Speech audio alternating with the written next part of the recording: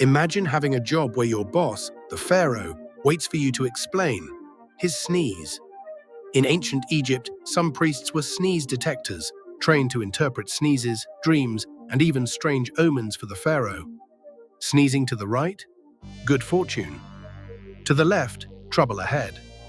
These omen experts also read the stars, studied dreams, and warned kings when not to go to war.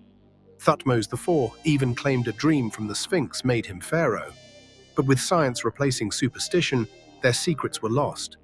Or were they? After all, we still say bless you when someone sneezes.